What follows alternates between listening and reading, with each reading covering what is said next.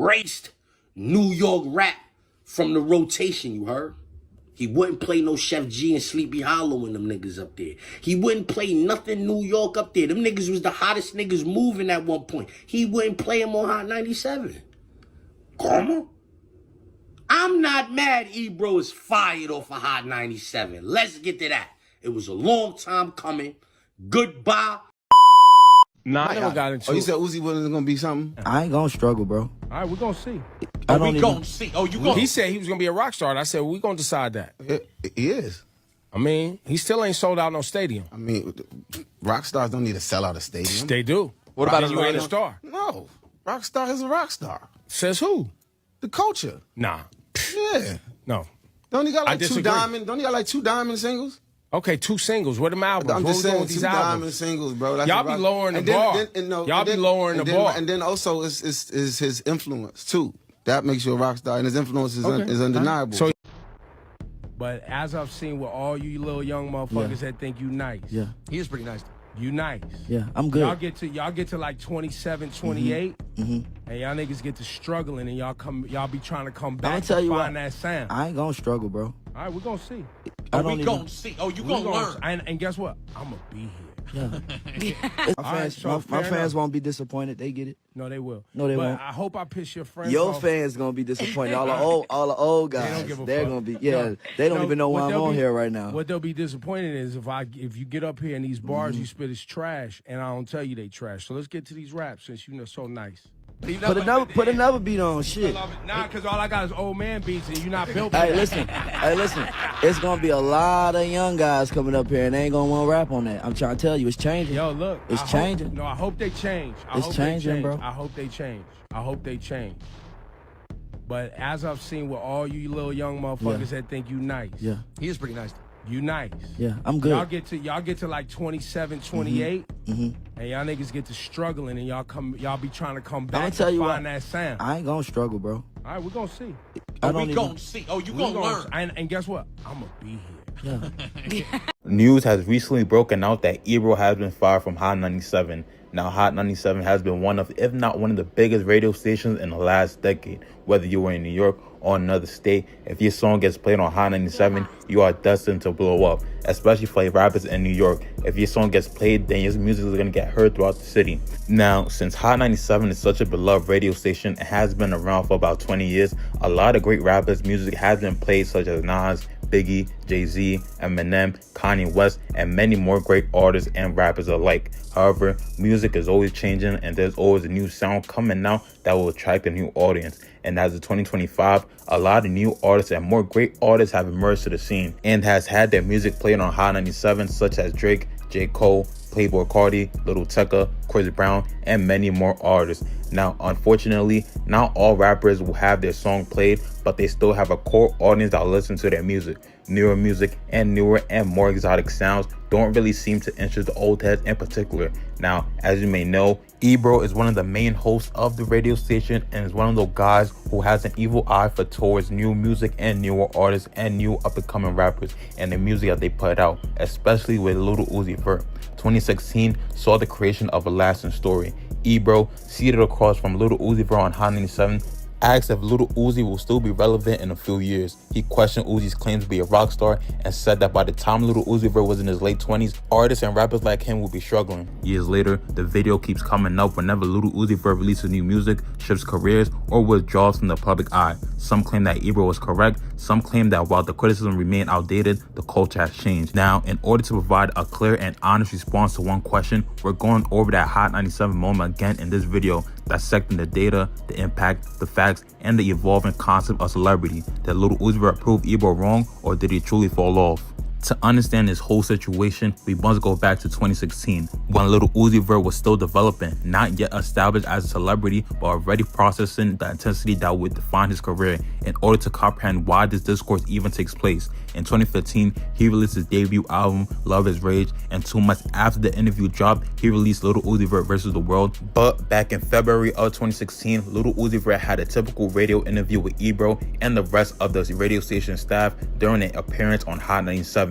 Uzi was publicly referring to himself as a rock star at the time, not only in terms of his music, but also in terms of his attitude, way of life, and appearance. But Ebro retaliated. He was difficult. He questioned the true meaning of rockstar, contending that genuine rockstars fill stadiums, rule for decades, and are culturally indispensable long into adulthood. Then came the statement that would reverberate for years. According to Ebro, artists like Lil Uzi Vert frequently burnt out quickly and may find it difficult to remain relevant by the time they're in their late 20s. It wasn't a joke. It wasn't presented as inspiration. It served as a caution, a riff that was immediately formed at that moment. Some listeners thought Ebro was being genuine. Others found it to be condescending, out of touch, and based on an antiquated notion of success. The timing, not simply the criticism, was what made the event to have great influence. Uzi had not failed. He wasn't even at his best yet. The confirmation came after the prediction. From then on, every action Lil Uzi Vert took, including hits, delays, all took left turns, was filtered via the single query Ebro posed. Years later, would Lil Uzi Vert still be here? Would he, like so many others before him, fade away? That question served as the basis for a story that will follow Lil Uzi Vert far after the interview was over. Before we dive any further, we need to slow down the discussion and clarify the meaning of the term falling off before we determine if Lil Uzi Vert fell off completely. This is because the term is frequently used ambiguously and often without context. For example, for some, falling off entails totally vanishing, no hits, attention, or significance. For some, it just implies you're not as powerful as you used to be. Additionally, it may indicate failure to become a long-term, mainstream, stadium-level performer according to traditional industry ideas. The final definition is significant because that is the one Ebro was using. In the past, radio domination, physical sales, and ongoing mainstream presence were used to determine a rapper's success. They will always worry about the first week's sales and things of that nature. You were deemed past your prime if you weren't continuously performing or selling out arenas, trying to hide in billboards, and maintaining your public profile year after year. However, neither the rules nor the music industry remained the same. Success broke into several streams in the streaming era. Without radio, artists could succeed. Without crossover singles, albums might have tremendous debuts. It is possible for cultural impact to exist without the support of conventional media. Long-term streaming, virality, and niche loyalty took the traditional role of gatekeeping. Therefore, when someone claims that an artist fell off today, the true question is, by whose standards? We need more precise standards in order to respond to that honestly. In this analysis, falling off will be evaluated in 3 domains: artistic importance over time, cultural influence, and commercial performance. This basically means I'm going to be talking about the album releases, streaming figures, hit records, influence on up-and-coming musicians, and if the performer continues to influence music and discourse rather than only whether they meet an adequate standard of superstardom. If falling off is to appear anywhere, it should appear in the figures first. Sales isn't the main goal. Narratives are irrelevant in the charts. Furthermore, the notion of decline begins to crumble when you consider Lil Uzi Vert's commercial records. Over the course of several eras, Uzi's career has produced 3 distinct #1 albums on the Billboard 200. In 2017, Love Is Rage 2 debuted at #1. In 2020, Eternal Take the same, and in 2023, years later, Pink Tape made its #1 debut. That is consistent chart dominance over almost 10 years, not just a brief hot streak. Now, to the artists who fell off, do not just make a comeback to the top of the charts immediately. They don't vanish and then reappear with the nation's their biggest debut. The similar thing may have been seen in streaming figures. Lil Uzi Vert's music has been received billions of streams overall, with some tracks surpassing the 100 million and billion stream milestones. One of the most streamed rap songs of its time, EXO Told Life, became a generational record and song. It also attained diamond certification, a feat that very few musicians ever accomplished in their entire career or lifespan. Furthermore, this was not a one-time event. Uzi continued to release significant records years after his first breakthrough. Just Wanna Rock dominated social media, clubs, and international streaming services after becoming a top 10 song. Uzi's music continues to be even popular even in between albums. Catalog streams remain strong, singles made a great debut, fans waited rather than moving on. High debuts, sustained streaming power, and recurrent success at the various points in the industry are all evident in the commercial pattern. The numbers just don't support the assertion that dropping off entails losing audience, momentum, and market power. Commercially, Lil Uzi Vert never vanished. Despite complaints about consistency or style, the listeners never forgot his name and the audience never departed. Now, when it comes to cultural impact, Lil Uzi Vert's influence goes far beyond what Billboard or Spotify can count. Numbers tell one tale, but culture tells another. Uzi gave hip-hop a fresh vibe right from the start. He created a sound that other musicians swiftly embraced by fusing a punk attitude, trap production, and emo-inspired melodies. However, the influence didn't end there. A generation of fans and artists were influenced by Uzi's style choices and aesthetic, which included flamboyant jewelry, designer streetwear, and pink hair. The influence was more increased by social media, turning Uzi from a musical force to a style icon. His appearance was mirrored by fans. Songs like Just Wanna Rock became popular thanks to TikTok and YouTube, proving that Uzi's influence went beyond conventional measurements. Uzi is publicly cited as an inspiration by even more recent artists. Hip-hop tendencies from melodic flows to genre-bending experiments are still shaped by his sound and persona. It's obvious that Uzi had a lasting influence when a younger rapper adapts his style or makes references to his music. A cultural footprint is about influencing the discourse, establishing trends, and motivating the next generation, not only about reaching the top of the charts. Lil Uzi Vert has also altered the game in this space, not merely survived.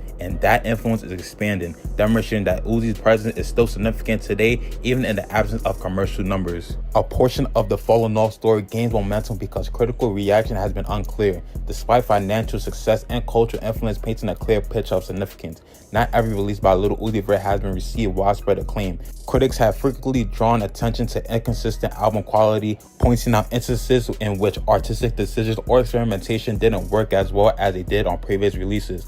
Parts of Eternal Take and the sequels, for instance, were criticized for leaning more towards the same sound and same beats than taking chances, indicating the creative comfort zone rather than pushing the boundaries of originality. While the project had Uzi's distinctive intensity, Pitchfork, Hip Hop DX, and other music publications pointed out that they occasionally felt uneven, which might have been seen as indication of artistic plateau. However, a career decrease may not necessarily follow from mixed assessments. Numerous well-known musicians such as Drake, Kanye West, and Kendrick Lamar have comparable setbacks in between projects, but they managed to maintain their economic dominance and cultural influence. Criticism has never meant that Lil Uzi Vert is irrelevant. Uzi's sounds continue to inspire peers. Songs dominate a platform like Spotify, Apple Music, and YouTube.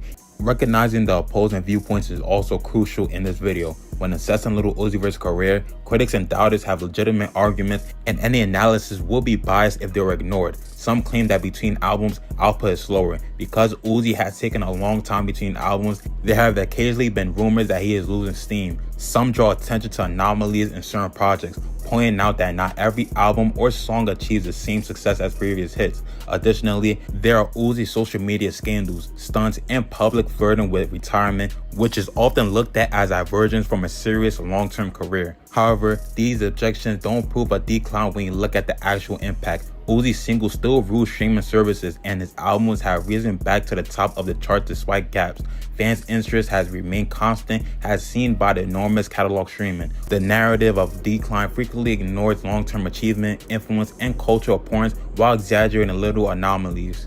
Ebro's criticism is a reflection of an early strategy that was based on long-term mainstream visibility, physical album sales, radio dominance, and continuous media presence. Stardom was linear in that framework: hit, peak, sustain, retire. However, the regulations were changed in the 2010s and 2020s. The conventional success ladder has been shattered by social media, streaming, and viral culture. Artists can now reach millions through TikTok trends, playlist culture, and online fan networks, negating the necessity for radio play or record store sales. These days, cultural influence spreads more quickly than traditional media can, and niche appeal can have a worldwide impact. In this contemporary habitat, Lil Uzi Vert flourishes. By not meeting the traditional definition of a rock star, he influences the sound of the next generation, commands billions of streams, and establishes trends. His impact permeates communities, platforms, and sub-dramas. The larger picture demonstrates that there is no longer a one-size-fits-all approach to success. Lil Uzi Vert is not only important by these contemporary standards, but he is also a trailblazer, demonstrating that the concept of fame has changed and that the influence and effect may exist in ways that the previous paradigm could not have predicted. So the question still stands: did Lil Uzi Vert truly fall off then? The evidence is to the contrary.